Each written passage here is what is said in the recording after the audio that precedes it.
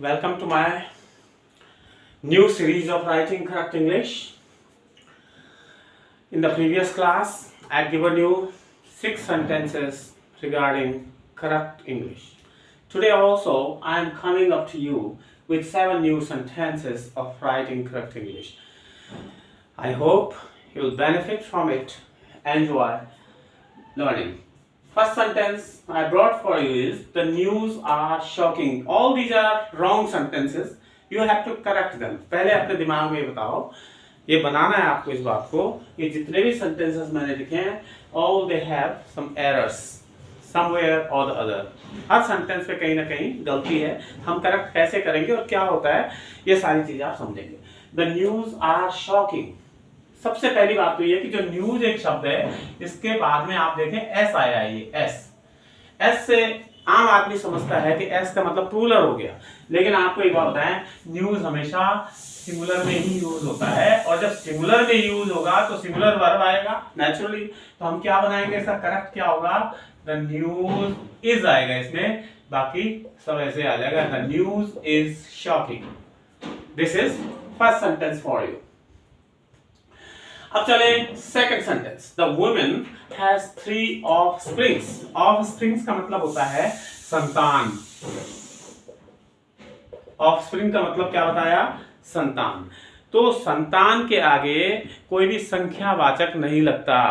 Offspring के आगे कभी भी कोई न्यूमरल नहीं लगता. 3 offsprings, 4 offspring, 6 offspring, that is always wrong. तो फिर क्या सही है, या जो ऑफस्प्रिंग है हमारा मतलब बच्चों से होता है. जो ऑफस्प्रिंग्स है, ऑफस्प्रिंग्स, इसका मतलब होता है चिल्ड्रन, चाइल्ड या चिल्ड्रन, ये मतलब हमारा. तो बच्चों के आगे तो हम लगा सकते हैं 1 चाइल्ड, 2 चाइल्ड, 2 चिल्ड्रन, 3 चिल्ड्रन, इस तरह से.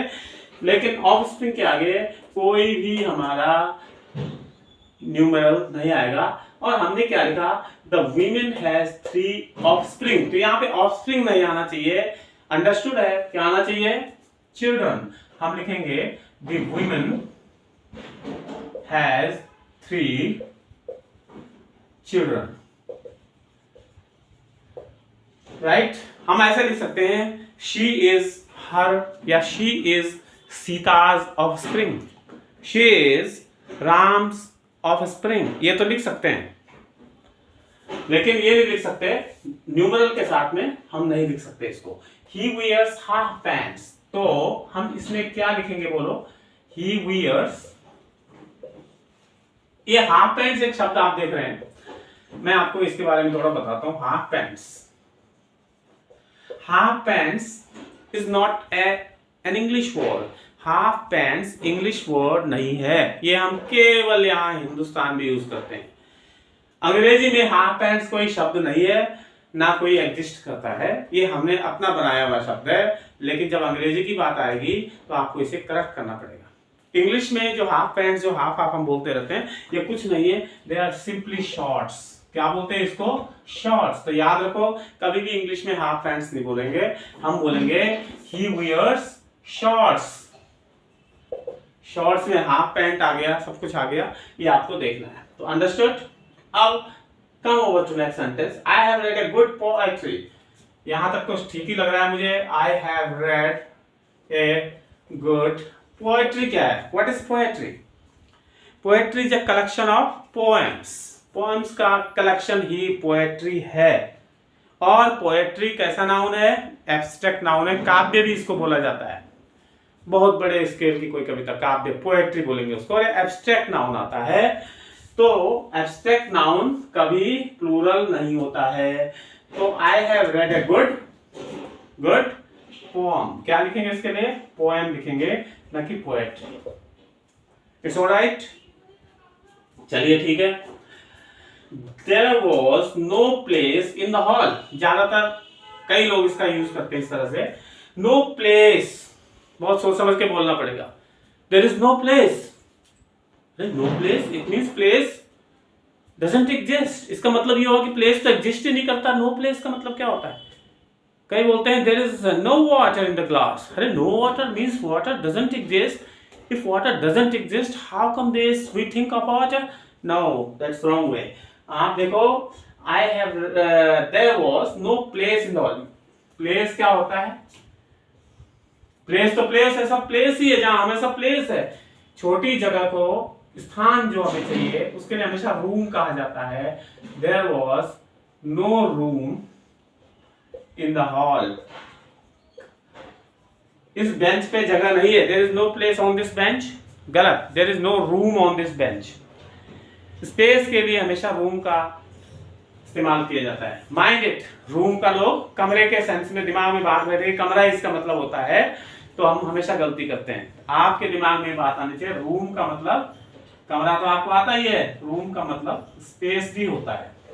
तो जब भी आप स्पेस के सेंस में बात करते हैं, always talk with the word room. Okay, then I want a blotting. Blotting पहले होते थे, blotting इंक होती थी पहले, तो इंक को श्रिंक कर लेता है, मतलब सोख लेता है, ड्राई कर लेता है उसको। तो I want, इसका क्या सही है? कभी भी ब्लॉटिंग नहीं बोला जाता है, ब्लॉटिंग के साथ पेपर भी बोला जाता है। I want a blotting paper, यही सही होता है। सातवां है there are 4 females on the road. Females कैसा नाउन है? Common noun. कॉमन नाउन के आगे क्या वो लगेगा? न्यूमेरल लगेगा? नो। तो 4 फीमेल्स नहीं हो सकता है, क्योंकि हम बहुत गलती करते हैं।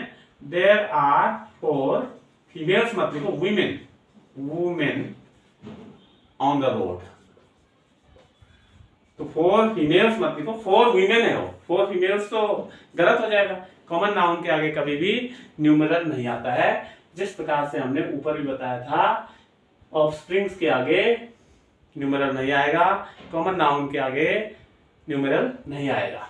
तो इस तरह से आपने देखा 7 सेंटेंसेस को कैसे हमने करेक्ट किया, क्या रूल्स हैं, और इसके साथ ही फिर अगली सीरीज में कुछ सेंटेंसेस को लेकर हम फिर आएंगे, in the hope that you will learn better, and also again with the request that you subscribe to my channel, you like it, you share it. Goodbye.